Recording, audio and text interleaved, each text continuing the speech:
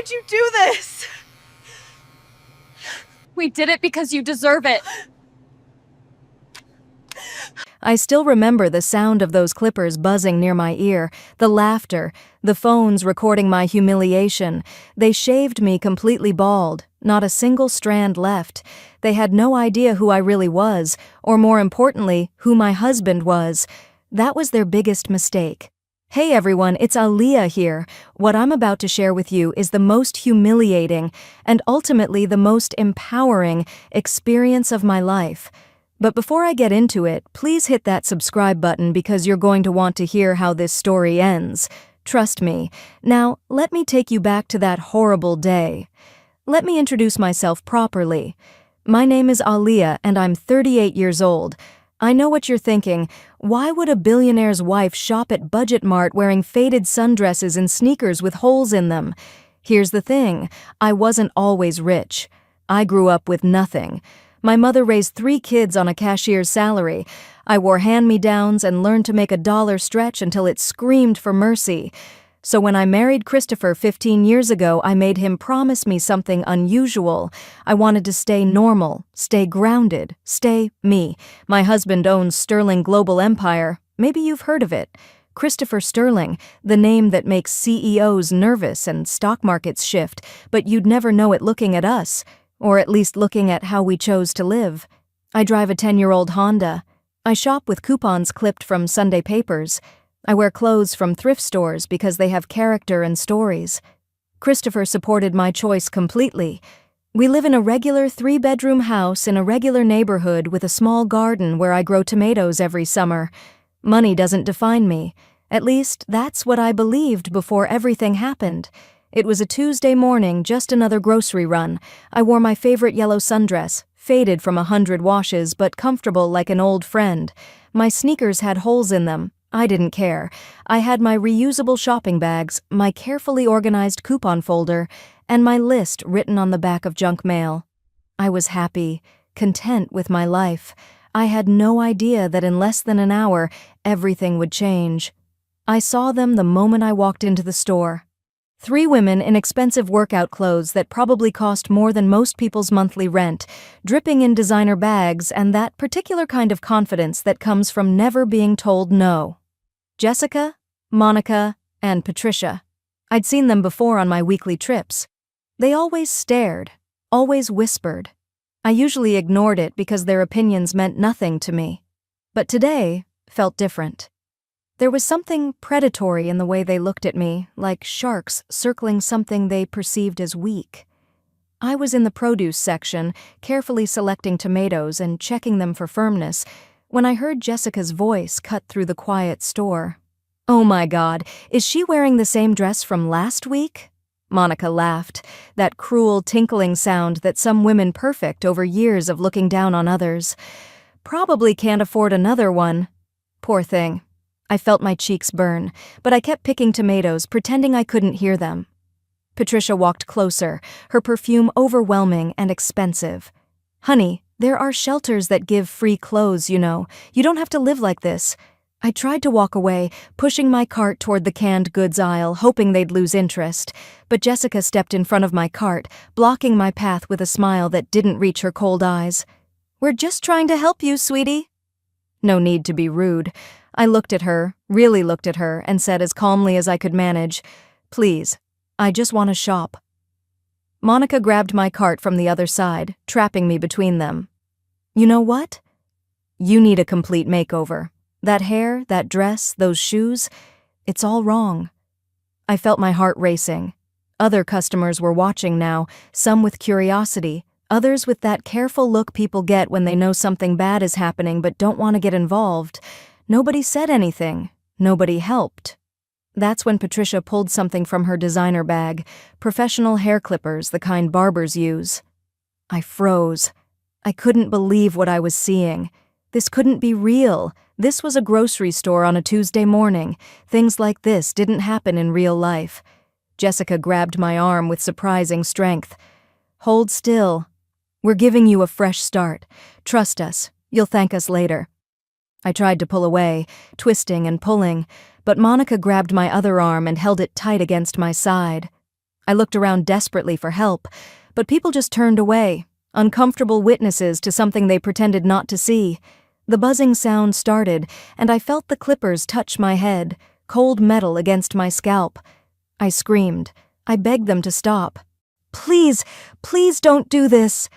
But they didn't stop at patches or sections like some cruel joke. They kept going. Jessica held my head steady with both hands while Patricia worked the clippers methodically. Finish it, Patricia. All of it. If we're doing this, let's do it right. I felt the trimmer going over my entire head, front to back, side to side, crown to nape. They shaved me completely bald, not a single hair left on my head. Monica was filming everything, her phone camera pointed right at my face, capturing every tear, every moment of my humiliation. This is pure gold. This is going to get so many views. When they finally let go of me, I collapsed to my knees right there on the grocery store floor. My hands went immediately to my head, completely smooth, completely bald. All my hair, the hair I'd been growing for 3 years, was gone. Every single strand was scattered on the floor around me like fallen leaves. They walked away laughing, actually high-fiving each other like they'd accomplished something. Patricia shouted back over her shoulder, "You're welcome. Now you look cleaner. Maybe invest in a wig." Their laughter echoed through the store as they headed toward the checkout. The store manager finally came over, wringing his hands nervously. "Ma'am, I'm so sorry. I don't know what to say. They're regular customers and I couldn't even speak. I couldn't form words." I just gathered my bags with shaking hands and ran out of that store as fast as I could, leaving my cart full of groceries abandoned in the middle of the aisle. I sat in my car for what felt like hours, but was probably only minutes, touching my bald head over and over, crying so hard I could barely breathe. I looked at myself in the rearview mirror and didn't recognize the person staring back at me. I looked destroyed, broken, like someone had taken away not just my hair but my dignity, my humanity. My hands were shaking so badly I couldn't even get my keys in the ignition.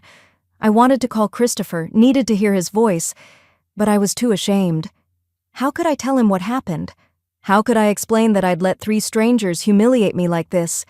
What I didn't know was that someone had already called him. Kevin, the teenage cashier who always smiled at me and helped me load heavy items into my cart, had witnessed everything. This sweet 17-year-old kid with braces and kind eyes had recorded the whole thing on his phone from the security camera feed and called Christopher's office directly. Later, Christopher told me exactly what Kevin said, and it still makes me cry. "Mr. Sterling, I don't know if you remember me, but your wife shops here every Tuesday. She's always nice to everyone, always says please and thank you. Sir, something terrible just happened to her. These women, they attacked her. They shaved all her hair off while everyone just watched. She's sitting in her car crying, and I think she needs you. You need to come now." Christopher was in a board meeting with international investors from 7 different countries when he got Kevin's call. He stood up mid-presentation, mid-sentence, when his assistant rushed in and whispered that it was an emergency about me. He didn't ask questions, he didn't hesitate. He just said one word: "Where?" He left billion-dollar deals on the table, walked out on contracts that men wait years to negotiate, and headed straight to his car. On the drive over, he made calls. His head of security, his legal team, his chief of operations. One message, delivered in that calm, terrifying voice he uses when he's truly angry: "Mobilize everything, now." I was still in my car, trying to find the courage to drive home, when I saw them coming. 4 armored SUVs, sleek and red like drops of blood, pulled into the Budget Mart parking lot. They moved with precision, surrounding the building like a military operation. Men in tailored suits stepped out, professional and intimidating, the kind of men who look like they could end you with a phone call. Then Christopher stepped out of the lead vehicle, and my breath caught in my throat. He wasn't in the casual clothes he'd worn to work that morning. He was in full power mode. His 3-piece burgundy suit, the one he wears when he needs people to remember exactly who he is, the one that costs more than most cars. He came straight to my car, and his security team formed a protective barrier around us, blocking out the world, blocking out the stares of people who were starting to gather and watch. When I lowered my window, his face... I'll never forget the look on his face. The most powerful man I know, the man who commands empires and makes millionaires nervous, had tears in his eyes. He saw my completely bald head, my tear-stained face, the broken expression I couldn't hide. His jaw clenched so hard I could see the muscles working. His hands formed fists at his sides, and for a moment, I thought he might actually hit something. Who did this? It wasn't a question, it was a command, delivered in a voice that made the temperature drop 10 degrees. I told him everything, every detail, every word they'd said, every moment of the humiliation. He listened silently, his face getting harder and harder with each sentence until he looked like he was carved from stone. Then he gently helped me out of the car, took off his suit jacket, that expensive, perfectly tailored jacket, and wrapped it around my shoulders like I was something precious that needed protecting. He kissed my bald head softly and whispered, "I'm going to fix this. They will regret ever looking at you." Christopher turned to his head of security, a former Special Forces commander named Marcus who looks like he eats nails for breakfast. "Lock down this store. Nobody leaves. Nobody enters." Within minutes, his team had secured every exit. Police cars arrived. Apparently, Christopher had them on standby from the moment he got the call. He walked into Budget Mart like he owned it, and I followed, still wrapped in his jacket, still shaking but feeling something new rising inside me. Not just pain, anger. The three women were still inside, can you believe that? Still shopping, still laughing about what they'd done. They hadn't left because they felt untouchable, protected by their money and their social status and the fact that people like them never face consequences. Christopher's security found them in the wine aisle, probably picking out something expensive to celebrate their viral video. Jessica looked annoyed when Marcus approached them. "Excuse me, who do you think you—" Then she saw Christopher. Then she saw me standing behind him, bald and wrapped in his jacket. The realization hit her face like a physical slap. Christopher had them brought to the manager's office. Not asked, brought. His legal team was already there, having beaten us to the store, with cameras set up and recording everything. He played the video they'd posted on social media, the one that already had thousands of views and comments laughing at my pain. He watched their faces as they realized what they were seeing. Then he turned to them, and when he spoke, his voice was pure ice. "Ladies, let me introduce myself properly. Christopher Sterling, Sterling Global Empire." The blood drained from their faces. Patricia actually gasped. Monica started crying immediately. Jessica tried to speak, her voice shaking. "We didn't know she was—" Christopher cut her off. "You didn't need to know. You assaulted a human being, my wife, and you filmed it for entertainment." He paused, letting that sink in. "You made the biggest mistake of your lives." What happened next? I watched my husband systematically dismantle their entire existence. Not with violence, not with anger, with pure, calculated power. The kind of power that comes from owning half the world and knowing exactly how to use it. He started with Jessica, pulling up documents on a tablet his lawyer handed him. "Your husband works at Preston Finance, correct?" Jessica nodded, confused about where this was going. "I acquired Preston Finance 20 minutes ago. He's terminated, effective immediately, and he's blacklisted from every financial institution I have connections with, which is all of them." Jessica's face went white. "Your country club membership?" "I own that club now. Your membership is revoked. Your daughter's private school, Westmont Academy? I'm a major donor. In fact, I'm the major donor. She's expelled, effective today, for her mother's criminal behavior." Jessica collapsed in her chair, sobbing, but Christopher wasn't done. "Your house? The one with the mortgage through First National? I own First National. Foreclosure proceedings begin tomorrow." Then he turned to Monica, who was shaking so hard she could barely stand. "Your family's restaurant chain, Antonio's, correct? Struggling, I hear. Tough market. Monica nodded, tears streaming down her face. Every supplier you use? Every vendor? I control them. Contracts canceled. Every lease on every location? I'm the landlord. Eviction notices filed. That car you drove here, the white Mercedes, financed through Sterling Capital. Being repossessed as we speak. Monica screamed, actually screamed, and fell to her knees begging. Christopher didn't even blink. Your sister's wedding venue? Booked at the Sterling Grand Hotel? Cancelled. No refund. Patricia thought she was safe because her uncle owned the store. She actually looked relieved for a moment, like family would protect her. Christopher turned to her last, and I saw something absolutely cold in his eyes.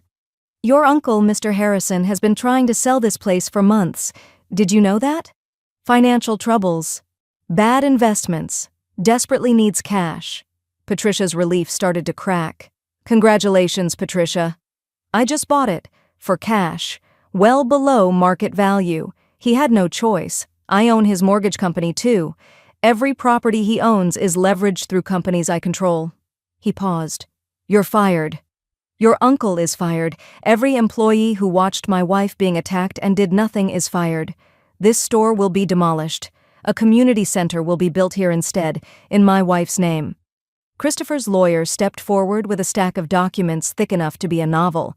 Assault charges, criminal and civil, harassment, defamation, intentional infliction of emotional distress. The video you posted? Perfect evidence. We're suing for $10 million each. Your homes, your cars, your savings accounts. Everything will be seized. You'll spend years in court and you'll lose. Every single time. The 3 women were completely destroyed, financially ruined, socially obliterated, legally demolished. They sat there crying, begging, trying to apologize, but the words meant nothing. Christopher turned to me, his voice softening for the first time since we'd entered the store. Do you want to say anything to them? I looked at them.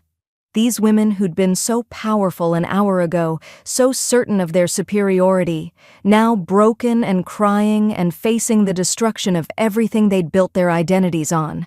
I touched my bald head, felt the smooth skin under my fingers, and something shifted inside me. I smiled, not a happy smile, a powerful one. You wanted to humiliate me, make me feel worthless. Make me feel like I was nothing because of my clothes and my car and my simple life. I stepped closer to them. But you know what? I'm still standing. And you're not. You tried to break me, but all you did was show the world who you really are. Cruel, small, pathetic. I paused, making sure they heard every word. I hope every time you remember this day, you remember one thing. Kindness costs nothing. But cruelty? Cruelty costs everything. Christopher took my hand, and we walked out of that store together. Behind us, I could hear them crying, begging, pleading with the lawyers and the police who'd arrived to process the assault charges. But we didn't look back. The aftermath was swift and brutal. The 3 women faced criminal charges, and all were convicted. Jessica lost everything. Her husband divorced her, she declared bankruptcy, and last I heard, she's working minimum wage at a fast food place 3 towns over. Monica's restaurant empire collapsed within weeks. The bank seized everything. She lost her mansion, her cars, and her social status. She had to move back in with her elderly parents. Patricia and her uncle both went to jail for assault and conspiracy. The video that was supposed to mock me became a viral symbol, shared millions of times, but not as a joke, as a cautionary tale about cruelty and consequences. People found out who I was, who Christopher was, and the narrative flipped. I became a symbol of dignity. They became symbols of everything wrong with people who think money makes them better than others. As for me, I embraced my bald head. For weeks, I wore it proudly, like a badge of honor. When my hair started growing back, I kept it short, a powerful pixie cut that made me feel like a warrior. I looked in the mirror and saw someone different. Not a victim, a survivor. Someone who'd been broken and chose to rebuild herself stronger.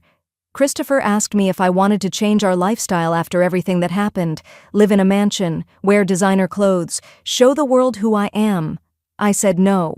I'm still me. I still shop with coupons. I still wear thrift store finds. I still drive my old Honda. But now I wear my husband's name proudly, not because of his money or his power, but because of his love. Because he stood up for me when I couldn't stand up for myself. Because he showed me that real power isn't about destroying people, it's about protecting the people you love. So that's my story. The day I was stripped of my dignity became the day I found my true strength. If you're going through something similar, remember this. You are not defined by how others treat you. You are defined by how you rise after they knock you down. And if you're blessed to have someone who loves you, let them stand with you. There's no shame in that. If this story moved you, please subscribe, hit that like button, and share this with someone who needs to hear it. Comment below and tell me, have you ever experienced karma in action? I read every single comment. Thank you for listening to my story. I'm Aaliyah Sterling, and I'm no longer invisible. See you in the next one.